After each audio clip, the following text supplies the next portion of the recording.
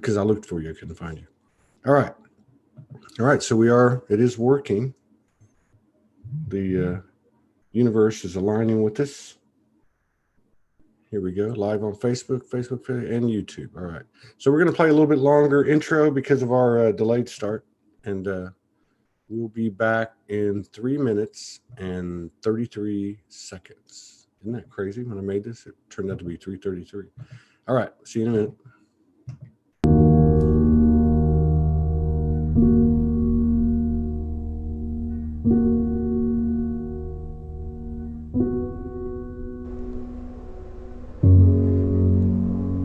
Got a little soul speak on the ascension that we all share. This unveiling, this apocalypse. You know, all this discussion of what is reality, conspiracy, heresy, truth that's stranger than fiction.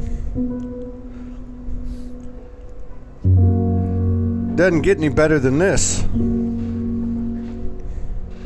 It's not just time to bring on the apocalypse, it's time to start riding it. It's not going to hurt us. Because one thing's for sure, in our conscious mind and even in our subconscious, if that's what you want to call it, we have always survived. And the reason for that is because we never die. So when it comes to ascension, what else is there to talk about? This ascension, unveiling, is not complicated.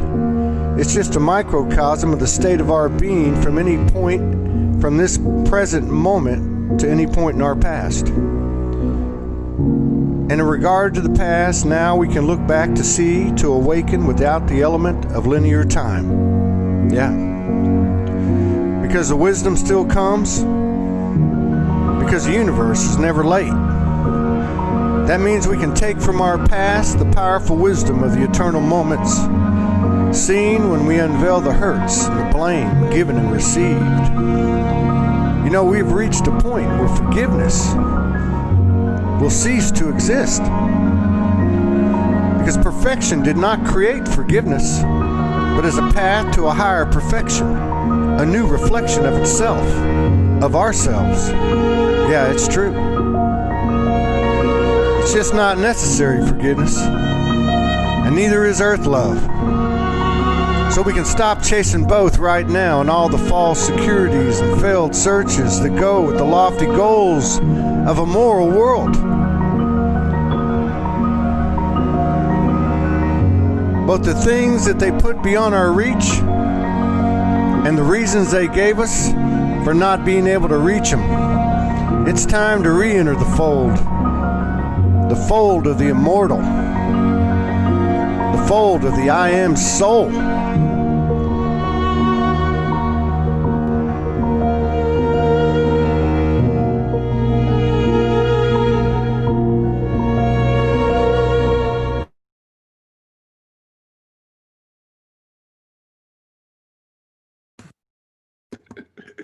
Okay, we're good to go. All right, I'm in a Peter Pan frame of mind, which is how I am most of the time, unless I'm doing a show.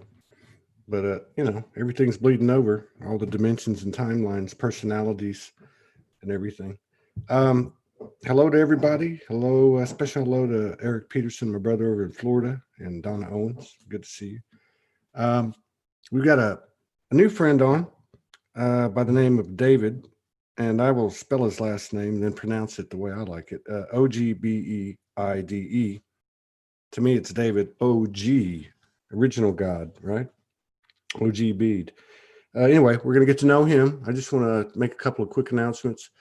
We are going, Morgan and I are going to be going to Sedona the second half of, we'll be there about 2 weeks, second half of September, to collaborate and co-create with some other people. I'll keep you informed of the events. There will all be online. And I'll be making sure that everything is broadcast so everybody can participate. And also, thank you for the continued love, support, and contributions. It keeps us going by the seat of our pants every day on this starship we call Soulgy. And if these shows resonate with you, please share so we can stay above these algorithms.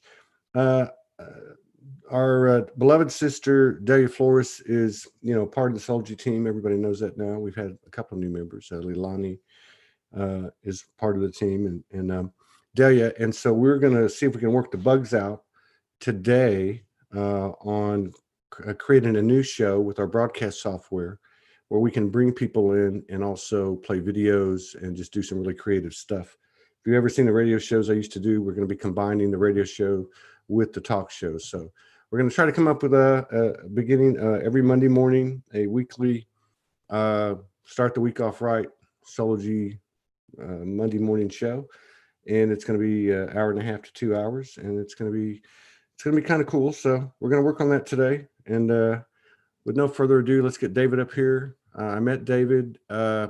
He actually has taken Morgan's zero pointing group session. And then he hit me up and said, how did you do this in 4 or 5 weeks? And we just started talking. I said, why don't you come on? And yeah, he's got a lot to offer. He's very plugged in. So let's see what he's got to say. Oh, that's pretty cool. Okay, let's see now. I'm burning up in here. Is everybody hot, or is it just me? There you go. There I am. What's happening, David? What's going on? Yeah, sorry about the technical difficulties, but we always have a great show. All right. Whenever we have technical difficulties. So how are you doing? What's happening? I love your shirt. Thank you very much. Yeah, it's called dashiki. It's Nigerian. Dashiki. Yeah. Mm-hmm. Right Yeah. on. Yeah, I used to have quite a few friends in Nigeria when I first came off the street, and I started joining different groups to share my stuff. And I don't know, for some reason, I was in like 5 or 6 groups that were in Nigeria. Had some really great conversations. Fascinating country. Fascinating country. Yeah, it's nice to go there sometimes. Mm-hmm. You look like you're a couple of years younger than me. What are you, like 28? I'll be 29. 25? Yeah. So I love the the fact that so many more young people are coming into the community. Not that this community is exclusive or anything, but it's just that for the most part, 35 to 55 or older has, really 45 to 65, I think, for a long time. But this is starting to change now. And the more young people that we expose ourselves to, I feel, the more elevation we have. Is a whole different kind of activation when you sit and talk with a young person. But I have a feeling that you've always kind of been tapped in, and you probably have a similar journey to a lot of the people that come on the show that might be, older than you, in that you didn't really fit in, and you probably got kind of the black sheep, I guess, or kind of like put in the corner. And then if you're like many of us, either through the threat or reality of incarceration or the threat of reality of going to the psych ward, society tried to put you into a box. You didn't fit, so they tried to find one for you. And just from picking up your energy, it seems like you've really started to expand now, and you seem to be very confident. So how much did I miss? How much did I miss? You totally took you took the whole show out of my mouth. So I guess time to go now. All right, see you, bye. It's like, right on. Yeah. So did you have a point where because I know for a lot of us there was a lot of angst, there was a lot of disillusion, get me out of here, I'm done. Was there a point where you started to look around and go, hey, there's something going on, there's other weirdos and crazy people like me out there, and with the truth's in the minority? I mean, did you start to see something happening collectively, or did you start to gain this spiritual confidence and expansion through just strictly personal experiences? It was it's a very gradual story. Because I come from a very traditionally intellectual, educational, go to college, university background. So I wasn't surrounded by much of that. So I was very, very scientific and purely logical and logical material, 3D. Yeah. And it wasn't until I think I was 20 years old. I was like living in downtown Toronto in a condo, working an internship at like a big tech company, software engineer. Cool, yeah. And I was like, making money and having all the good stuff, but I was just kind of empty on the inside, you know? I was like, Right. okay, well, I don't feel happy. I don't have any friends. I don't really have anybody around. And I met this guy. His name was Quasi and his friend Zion. They they're both one of the one's indigo and the other one he's like a super empath. And that was Wow. my first experience with people who were like, well, they were like fourth dimensional. They were like, you know, they're in the energetic sphere. Just like I was just there kind of okay, well, I mean, I grew up in a Christian household. I grew up went going to Bible camps and all that stuff, Catholic schools and all that. And okay, Mm. well, I mean, these guys are spiritual, and it was different to me. You know, it's just like it was different, but it was interesting. And the first thing that Zion said to me when he said to me was "You're a king," and I'm just Yeah. like, "What? Like what? Yeah. Like?"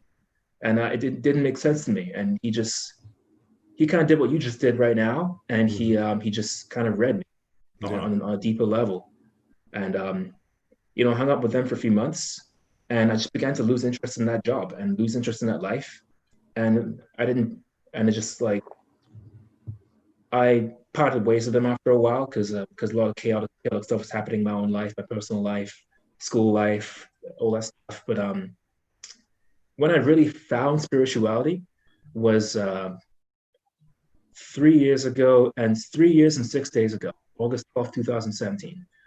I was, you know, I Wow. was, yeah, yeah. I remember the exact date because it was the first day of the rest of my life. It was, I was in the Philippines. I was just like, I was about to leave the country. You know, I was having some issues with my passport and all that.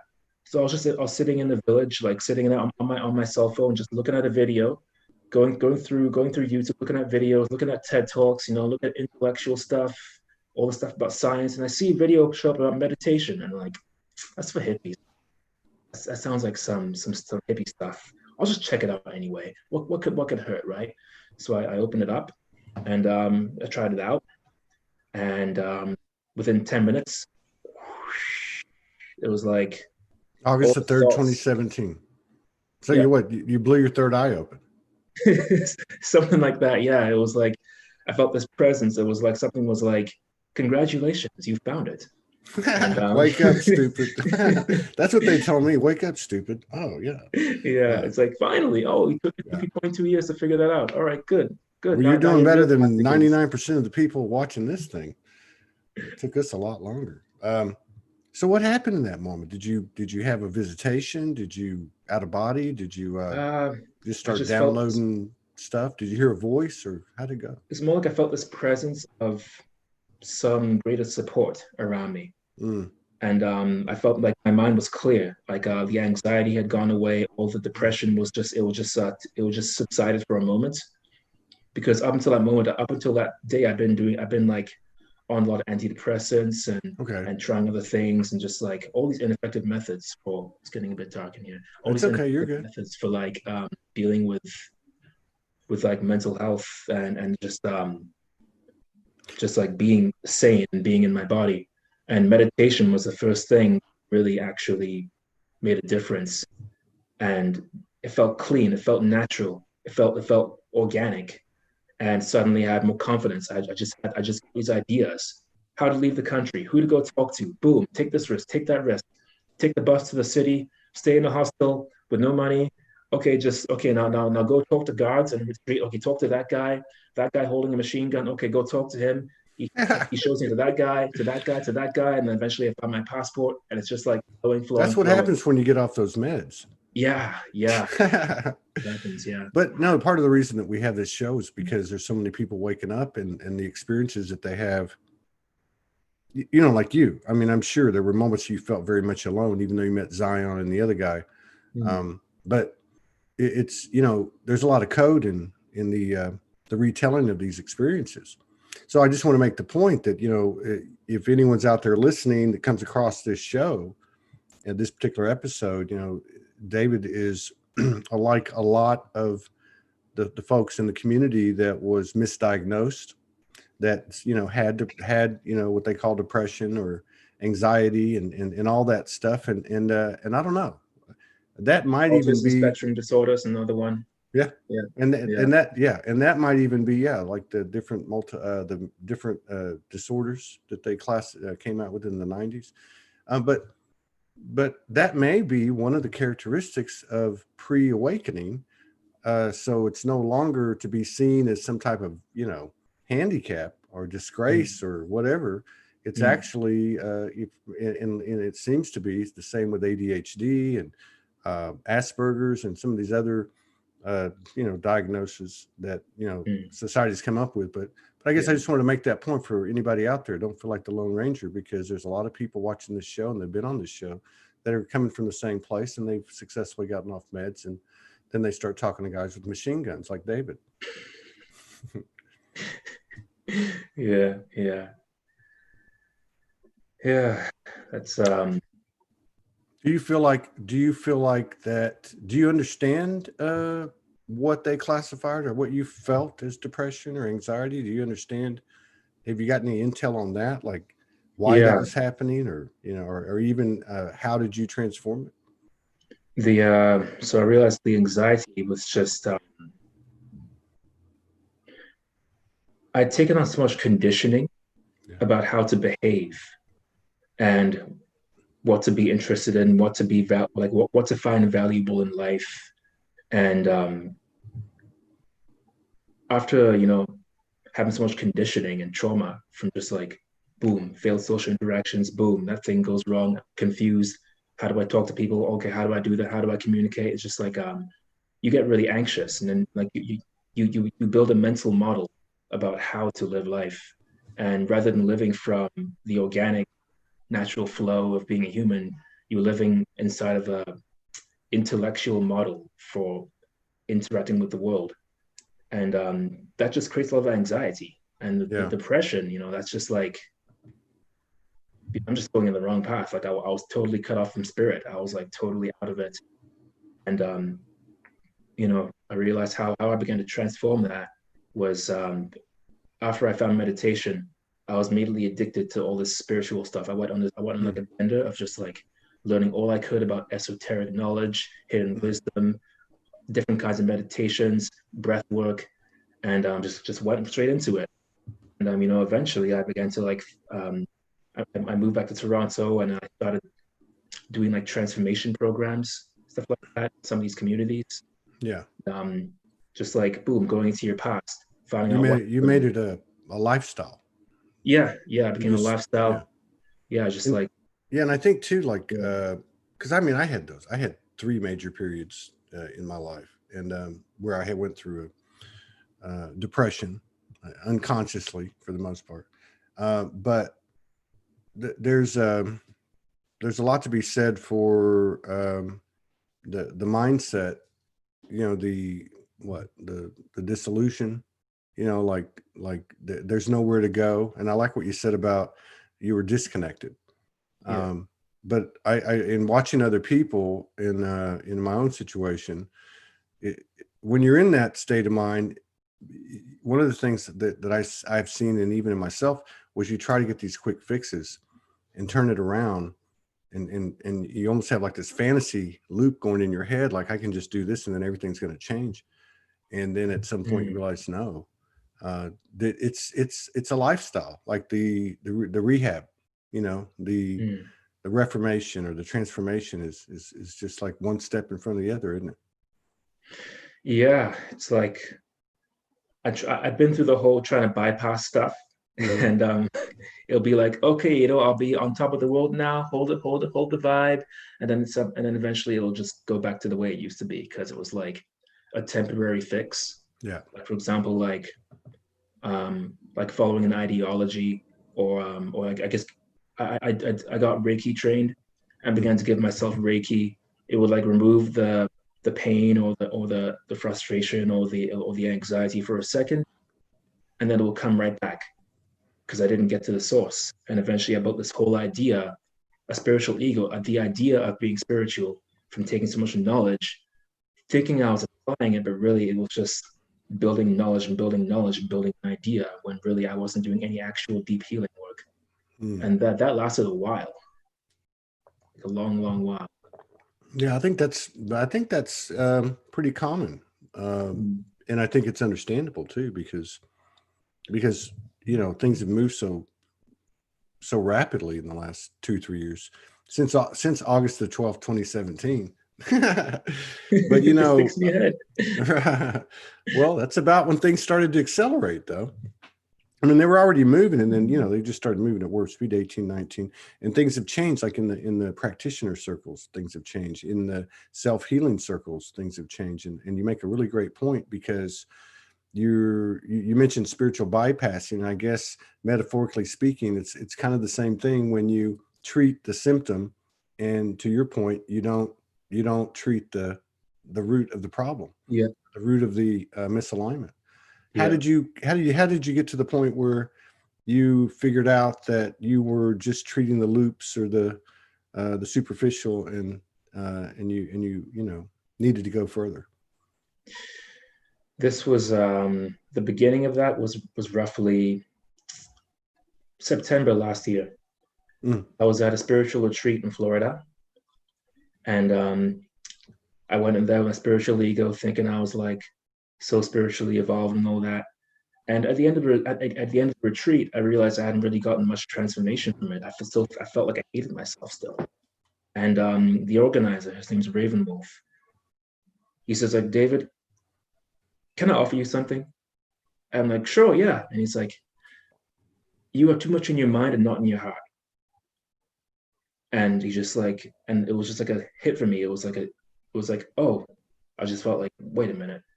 And then he just like, I invite you to like, do a heart-centered meditation. Come down to your heart right now. And just as he said that, I kind of began to get it. I kind of began to get that it wasn't about how much I know, or how many ideologies I can fit into my head, or what kind of mindset. It began to open up to heart set.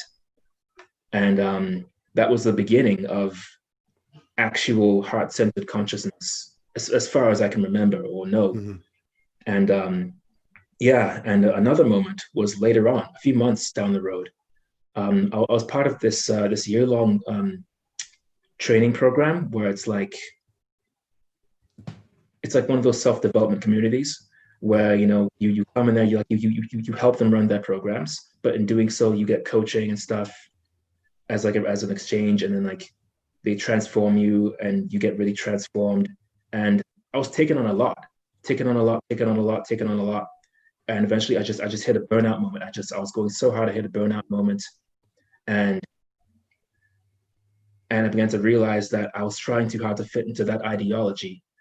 And although the ideology, although my communication transformed and stuff, leadership skills went up, my soul felt trapped somehow, because it wanted something more. The ideology was meant to mimic what the soul would do if it was just being free. And I just began to like reject the program.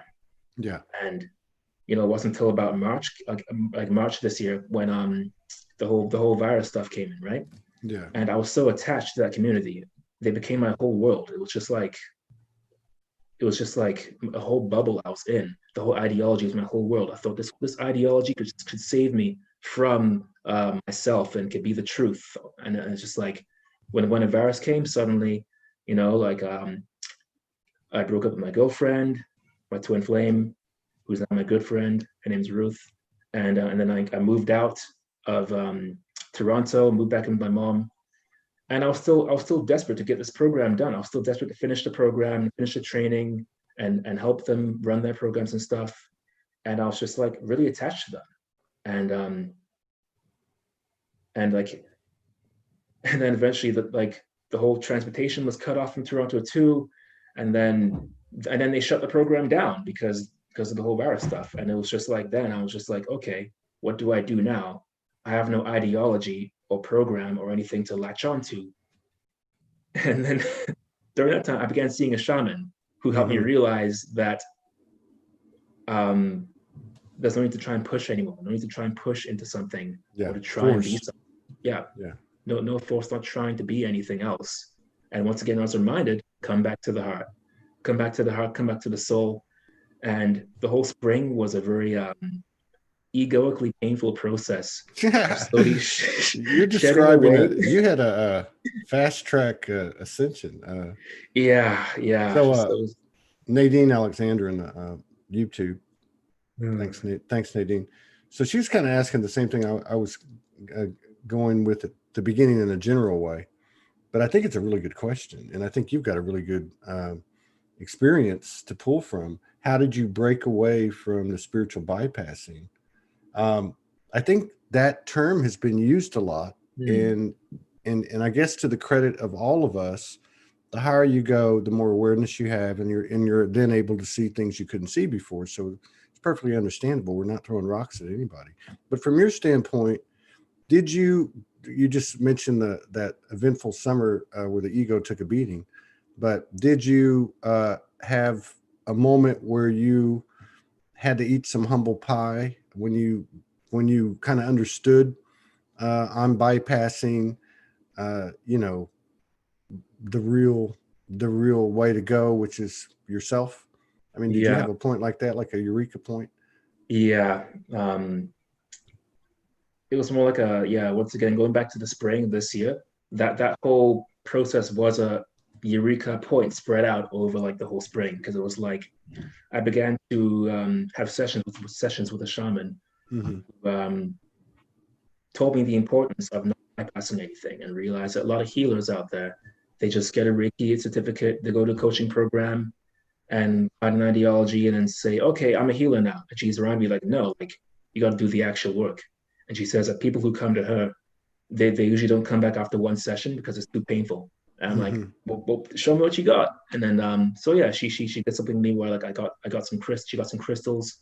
I breathed into the crystals, and then I picked the three crystals beforehand, and then she went and did some energy work in some weird way. I just laid down on the table, and then the following few days, it was all the trauma coming up to be released. It Wow. was like re-experiencing hell all over again, but Yeah. it was like throwing up energy. Yeah. Like she's like, just go to nature, go to the trees and help them, and ask them to help you release.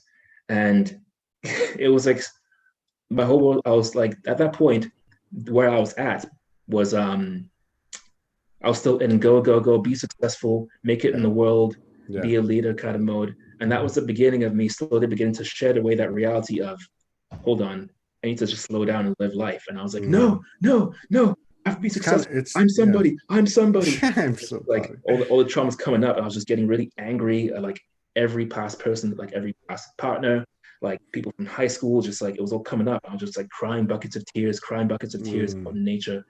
I think at one point I even like broke my phone because it was just like it was too much to handle. And Yeah. and that was the beginning of the slow process. And Wow. I went for a second session. She's like, "So, how'd you do?" I've been yeah. Yeah, and So how long did it take for you to realize it's never them, it's always me? uh, it's hard Because to it sounds say. like that's where you were headed in that period with everything coming Yeah, up. Yeah. yeah. Um, how did I know it was just me instead of them? I mean, Well, I mean, like, how did you, or when did you get to the point where you started taking everything into yourself? I mean, I can tell that you have, or tell mm, me where you're at now. Where you at now? where I'm at right now is that everything that is within me, every single insecurity, every single setback, every single negative belief, every single block to my spiritual growth is a program and conditioning that exists inside me. And it's up to me to be up to me and only me to reprogram that and claim my sovereignty. Yeah. Do you find it, have you found it difficult, or what things have you found most difficult to accept as your own creation? And what things have you found most difficult to detach from? To accept as my own creation, Yeah. uh, Like what set of circumstances or conditions that you looked as being an externally created situation? What were the hardest things to say, this is my creation? or another way to put it is, what's the hardest things to detach from? What's been the hardest things for you to detach from? To Family, detach relationship, from traumas. just traumas when things happen, like events that were seemingly unfair or uncalled for, that Yeah. from the point of view of this physical body, I did not bring it on, but it's like, but from the point of view of like a conscious creator who is coming from unconscious programming, Mm. yeah, I'm giving that energy off, which is then attracting these people who have Yeah. who are matched to that. Yeah. And so I'm starting to see now that their purpose, or just what's happening, is they're like mirrors for that part of me that I need to heal.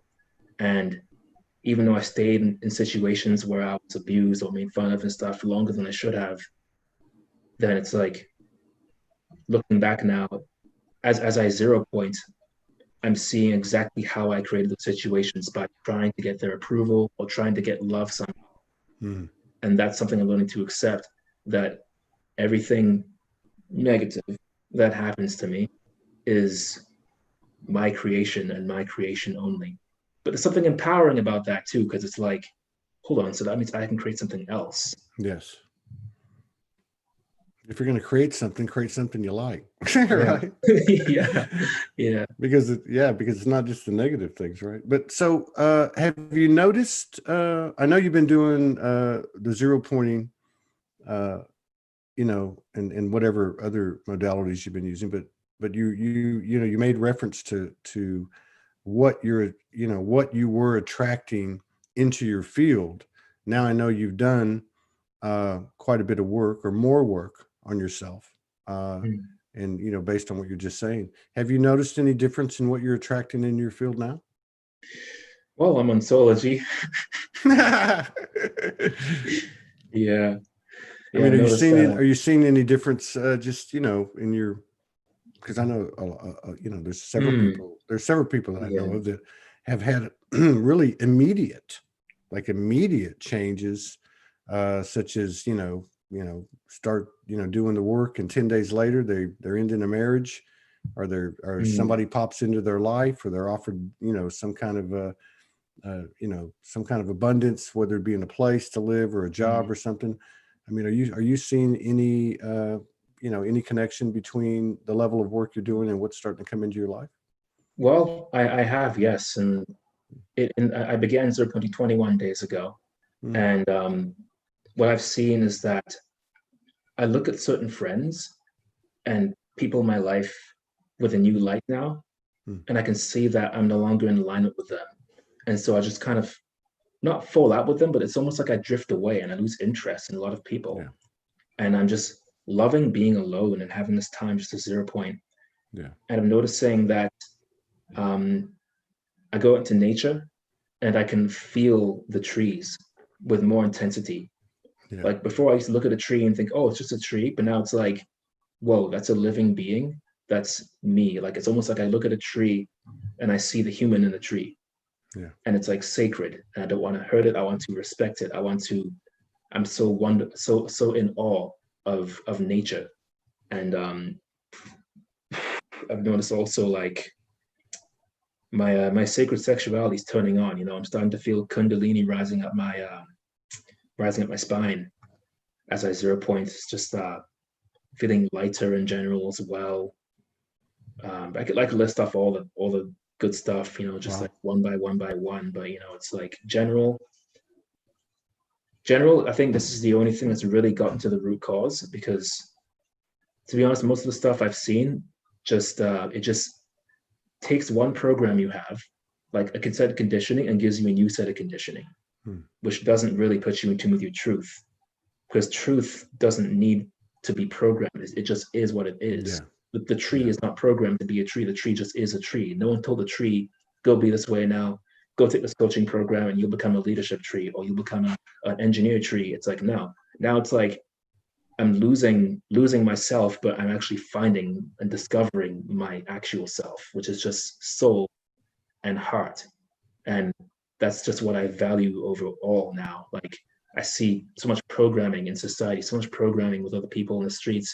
I walk by people in the streets and I can feel with my I can feel them clairsentiently. I can feel what they reflect back to me in their shadow and what that triggers in me now. And it's just like, hold on, the whole world is just programming.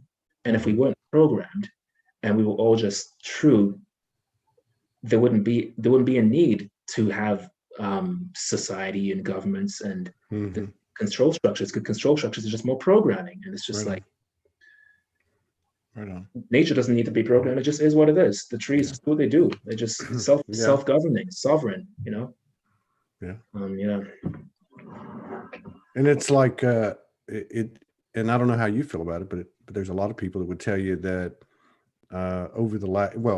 through the last few years, since let's just say on or about 2012, that the energy, the atmosphere, the collective field is furthering the truth and not supporting things that are not in alignment.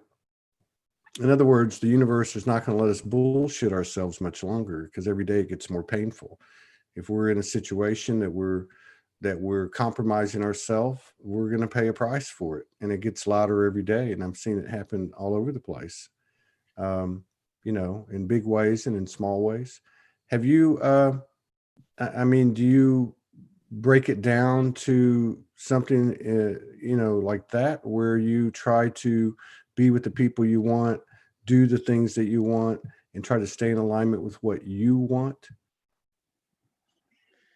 so you're asking me, do I claim my sovereignty and stay in my truth in this whole mess? Something like that. Yeah. Yeah, that's a work in progress. That's something I'm working on every day. Yeah. Yeah, because like I do, like I value alone time. I value spending time with people who I'm aligned with, and people who I care about and who are important to me, like my family and friends.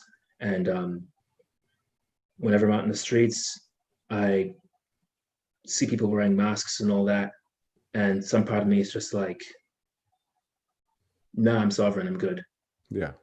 And as long as I just stay in that and stay in heart-centered, then I'll be fine. It's like, even with the news as well, I don't really buy into that. I don't really buy into that. I don't watch the news. I just do my own thing. Yeah. And I'm kind of in a weird spot right now where it's like I'm at home, and I'm here with my mom and my family. It's just like a very transitional period where I'm not sure where life is going, but I'm trusting where it's taking me. And what life says right now, what my heart says is 0 point for hours a day, every single day. And your life will open up for you. Something will show up down the road. And it's just moving less into the whole, what everyone else is doing, which everyone else is like that. They're all like planning stuff and trying to think ahead and make things happen a certain way. I'm just like, hold on, no plans, no thinking. The future is already planned. It's already thought of for me by my higher self. I'm just going to trust and follow the pathway. And that is the lifestyle that I am committed to. Even if it goes against what's happening out there, I know that once I flow into that, I'll just flow right through whatever's happening in the world. Yeah. Yeah, it's a different recipe for living, isn't it? Like, you go inward, and I love what you said at the top of the show about, no longer bypassing the core issues and just treating the symptoms. And you start treating the core issues, which is an inside, anything's an inside job, that's an inside job, right? Yeah. And then and I love what you said too about, the planning or lack of planning and all the things that you described. When you start to treat those core issues, you don't even have to plan anything, because things just come to you. I often use the metaphor of having a grocery cart and going down the grocery aisle and not having to pick up anything off the shelf. Whatever you need just jumps into the basket, and I think that's something that's becoming more and more prominent and provable. People that are actually dealing with core issues, you're starting to see some serious evidence in an environment where there's further and further contrast from one side of the spectrum to the other. With the COVID and and the quarantine, on the other end of the spectrum, you're seeing these incredible fairy tales that are being created and lived by so many people all over the world. And it's just not mainstream. And what Yeah. they have in common is facing the shit we don't want to face. And it's not about, who's doing what to who on the global stage or even on a personal level. It's about taking full responsibility for everything in your field of experience. Yeah. Seeing that too. It's like I see people like you and Morgan living that kind of lifestyle. And I see like how people with programming still I have compassion for them because their unconscious program is creating energy, is giving off energy that's attracting a lifestyle that isn't in alignment with them. But the programming is also have them believe that that lifestyle that they're having is all there is, and that's what's right for them. There'll be Yeah. people in dead end jobs they hate, being Mhm. being in shitty relationships, and just like not really being fulfilled in life. And I'm just like I'm really grateful that I'm here with you. I want to see. I'm like I have zero pointing. Like I found this path that could have me actually live a life that my soul designed, not the life that my soul designed, and then I came to Earth, and then got a whole bunch of conditioning and trauma and was kind of taken off my path. No, it's like actually on that now, Yeah. and it's Did like I want others to have the same. Like the whole world needs to have sovereignty. yeah.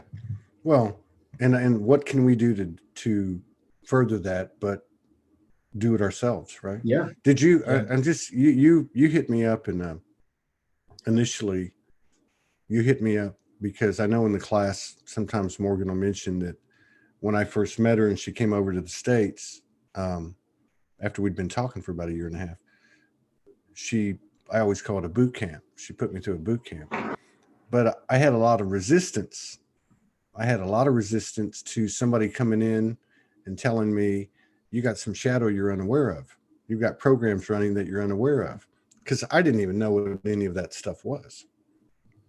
And so there was some resistance to it. But I can, so when you hit me up, you said, how the hell did you do this in 4 weeks? And I got to tell you that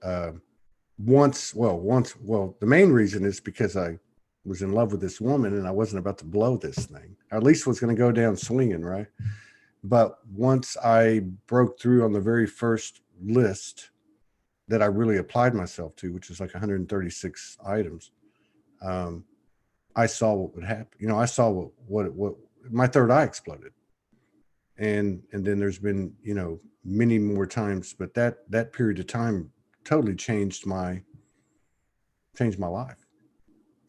I mean, it accelerated my expansion, and it accelerated um, the level of manifestation in my life. Mhm. Like to be able to go on the road with no money, few clothes, nothing really. I don't think I would have been able to do that had I not been on that path. That was a big part of it for me. In fact, it's something that I continued after she left, because she came the first time for 10 or 12 weeks, 10 weeks. And then I started actually working with energy using the same type of, the same approach, the same approach with the energetic field, which Hmm. helped me a lot too. Did you have any resistance to thinking that, whether it be this year or before, that you might have shadow, or you might have some, um, some Hmm. loops playing in your life that, Oh yeah, yeah, right. yeah. I think that's the hardest Oh my part, gosh. right? Yeah.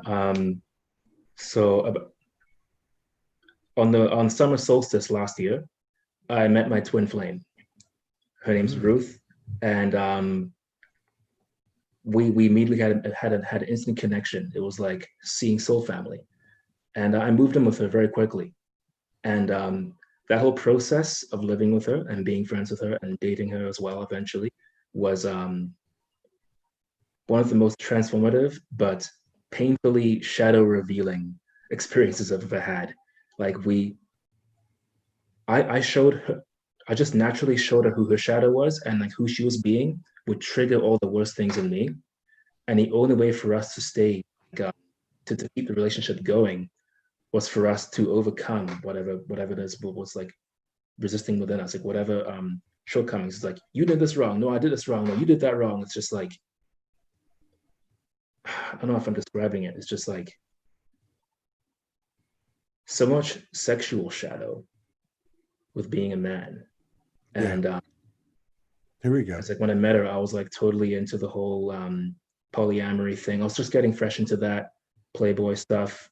And she had her own conditioning too. And I'm just like, when she wanted to go on a sacred sexual path, something Neil was just like, get your kit into gear.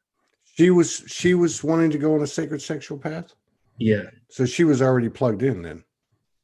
Yeah. She took a trip to Sedona. When she got back, she was totally transformed. This was like September last year, fall solstice.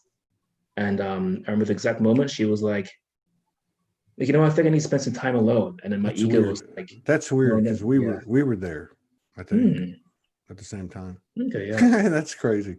Yeah, we were there at the same time. We were there from like around the 2nd of September till I want to say about the 21st. So you met this lady, and she's plugged in. You're on the path. You just made a great point, which I can relate to, with without even having discussed it with you, and that is, I guess, how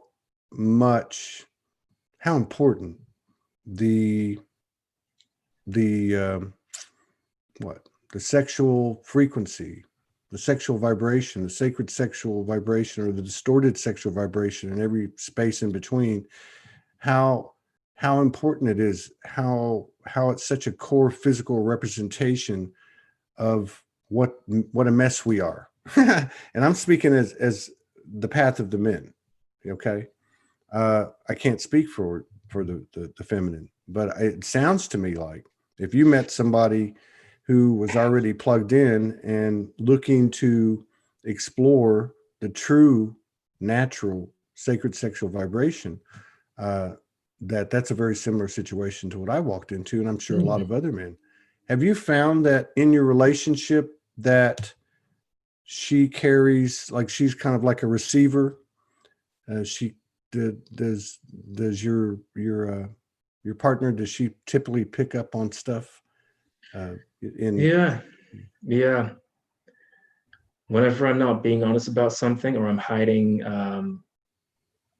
like I'm not speaking up, or I'm disempowered, or I'm not in my truth, she'll pick it up subconsciously, and then her behavior becomes, it's like she gets distant, or she'll start to like, she'll call it out straight out sometimes, or just the way she's being will just have a reflection where I can just see exactly what it is I'm doing. And it's just like really, it's really like, whoa, okay. So like a couple of days ago, I talked to a girl, and then now my sexual energy is a bit off. And then she feels that and becomes distant. And then something happens where I can just feel exactly what it is. Because whenever I'm in my sexual truth, and whenever I'm in my heart center, it's just like, I'm not sure if I'm even answering the question anymore. But yeah, you are. You're doing great. I was going to say that. Yeah. When you find when you're in your heart center, you turn into Superman. Yeah. Right? I mean, I know that's. I don't mean that the way it sounds, but I mean, like, it's like it. I don't know. There's something that kicks in. It's like purely instinctive. Yeah, she's like so plugged into me, like where if she'll feel anything that I do, and being my twin flame, it's like I feel her too. You know, she could be halfway across the city, somewhere else, and she could be feeling sad, and suddenly I'll start feeling down too, and vice versa. And if we're having issues with each other, then the issues always come up when either I'm not being my truth, or something that I'm not owning up to, or something that she's not owning up to. And it's almost as if like the only way this works is if we both work to transform ourselves and help transform each other. And we've recently reached a point, like we're not dating anymore, but now we're friends. We're good friends, and we're at a point where we can actually communicate without hating each other. and now it begins to become a very mature conversation where we'll just very, I guess, more peacefully these days, point out stuff that isn't working for each other. It's not like we're trying to help. It's not like we're trying to change each other. It's just naturally the way it plays out is that I'll be bothered with something like, oh, she doesn't listen to me. And then it turns out that that's something for her to transform and about her listening and being receptive. And then she'll be bothered with me because, oh, I'm kind of like going off into like off sacred sexuality, or I'm a bit distracted here and there. But it's really about how it affects her, like in however it affects her. And then that will be like a reminder for me to come back onto it. So it's like we keep each other in check as catalysts on this journey. And so then you can attest to the fact that these types of relationships aren't always just fluffy love and light. Yeah. I mean, there's a lot of work, honesty, a little bit of discomfort occasionally. Yeah. But it's important though. Do you feel that your relationship with her, regardless of what the status is since you've met her, do you think has it been a big part of your expansion in the last few months? Extremely. When I met her, it was like suddenly whoosh, I began to rocket up into actual spiritual growth. Mm-hmm. But it was equally painful. Yeah. But even though it was painful and suffering, and I wanted to leave a lot of times, something else in me was like, stay. Yeah. Stay. This is important. This is important. She's important. This what we're doing here is important. And because I once had a dream about her, and I had a dream that in some distant future, this was like back when I was like much more disempowered and she was more disempowered. I saw a dream of like I was sitting at a table and she was sitting at a table in a meeting with some other like wealthy people. She was like wearing nice clothes and she was like her full authentic self. And I was my full authentic self. And it was just like, I could tell, whoa, this is important. This is really important here. There's something here. Maybe we're here to do some spiritual work together. Like she's really good at finding programs in people, and I can do a similar thing as well. It's like we're aligned. There's some kind of spiritual purpose here. So just like, even though my physical body wants to go away sometimes, my soul is like, she's like a precious friend of mine now, Mm-hmm. And yeah. So it begins. So it continues. And who knows? It's kind of annoying. And who knows what it brings? Yeah. You got to stay open all the time, right? Mm-hmm. Sorry, 1 second. Yeah, you're good. It's flickering like that.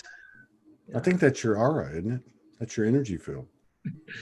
Yeah, maybe I'm making a light flicker.